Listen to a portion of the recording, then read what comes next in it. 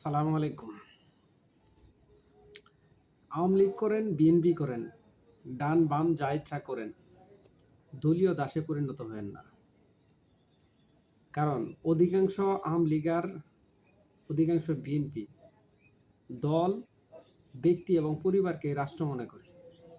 আসলে ব্যক্তি, পরিবার কখনোই রাষ্ট্রের ঊর্ধ্বে নয়। আমাদেরকে সর্বপ্রথম যে জিনিসটা জানতে হবে সেটা হচ্ছে রাষ্ট্র কি। রাষ্ট্রের অধিকাংশ মানুষকে সার্বভৌমত্ব সম্পর্কে জানতে হবে। সার্বভৌমত্ব কি? আমরা আবেগ দিয়ে যে স্লোগানকে আমরা জাতীয় স্লোগানে পরিণত করি না কিনা, এটা কি আসলে আমাদের সার্বভৌমত্বের প্রতীক? আমরা সর্বদা চেষ্টা করি বহিঃশক্তির সাহায্য নিয়ে রাষ্ট্রীয় ক্ষমতায় যেতে। বহিঃশক্তি, বহির্বিশ্ব আমাদেরকে যে সাপোর্ট দেয় সেটা আমাদের সার্বভৌমত্ব না।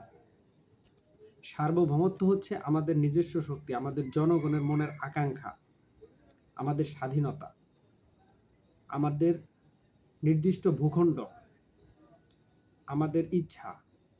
আপনি সংখ্যাগরিষ্ঠের মতামতকে কোনো তোয়াক্কা করবেন না, তাহলে আপনার রাষ্ট্রের সার্বভৌমত্ব থাকবে না।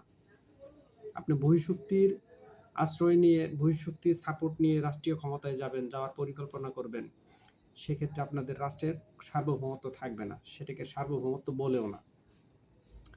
তো যাই হোক, আমার সর্বশেষ কথা হচ্ছে, যে দেশের জনগণ সার্বভৌমত্ব বোঝে না, রাষ্ট্র কি তা বোঝে না।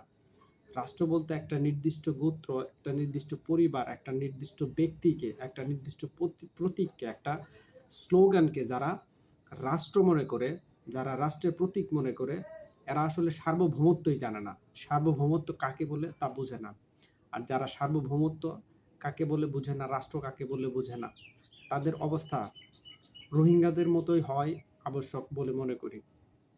সুতরাং আমরা যাই করি না কেন, দেশের সার্বভৌমত্ব কি, রাষ্ট্র কি, জনগণ কি চায়, বেশিরভাগ লোক কি চায়, সে সম্পর্কে আমাদের জানতে হবে, বুঝতে হবে। ধন্যবাদ।